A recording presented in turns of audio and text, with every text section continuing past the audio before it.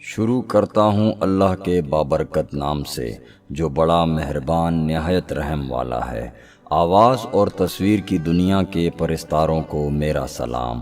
آپ کا خوش آمدید ہے شان اطہر کے چینل پر۔ کوہ تراش قوم یعنی کہ پہاڑ تراشنے والی قوم۔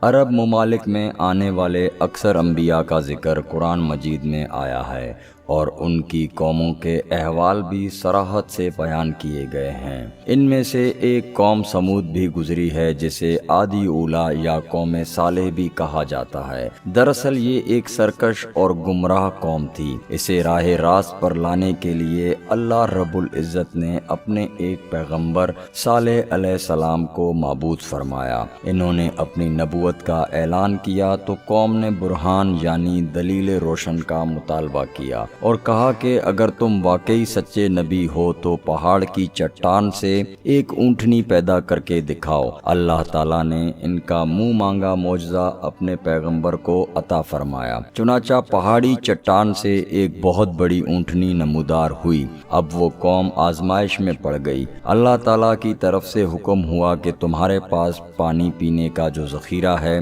اس میں سے ایک دن تم پانی پیو گے اور دوسرے روز سارا پانی اونٹنی پی جائے گی۔ یوں دونوں فریقوں کو اپنی اپنی باری کی پابندی کرنا ہوگی۔ قوم سمود یوں تو بہت ہنرمند قوم تھی۔ وہ چٹانوں کو تراش کر پہاڑوں میں خوبصورت گھر بنایا کرتی تھی۔ اس کی کاریگری کے چرچے دور دور تک پھیلے ہوئے تھے، لیکن اس سب کچھ کے باوجود اس کی بد دماغی اور کنجروئی بھی عروج کو پہنچی ہوئی تھی۔ اس کے بعد جبکہ انہوں نے مطلوبہ معجزہ دیکھ لیا تھا، انہیں نبی کی پوری اطاعت کرنی چاہیے تھی، مگر ایسا نہ ہوا، بلکہ وہ لوگ بدمستور بے دینی پر کمر بستہ رہے۔ بلکہ کچھ عناصر نے یہ پروگرام بھی بنا لیا کہ خدائی اونٹنی کو مار ڈالا جائے، حالانکہ حضرت صالح علیہ السلام نے انہیں منع بھی کیا کہ اسے غلط ارادے سے مت چھونا ورنہ ہلاک ہو جاؤ گے۔ لیکن جب کسی معاشرے کی مت ماری جاتی ہے تو اس پر کوئی تنبیہ کار ثابت نہیں ہوتی۔ یہی حال قوم سمود کا تھا۔ چنانچہ ایک دن موقع پا کر اس قوم کے بدبخت افراد نے شفاوت کا مظاہرہ کرتے ہوئے اس اونٹنی کے پاؤں کاٹ دیے اور اسے ہلاک کر دیا۔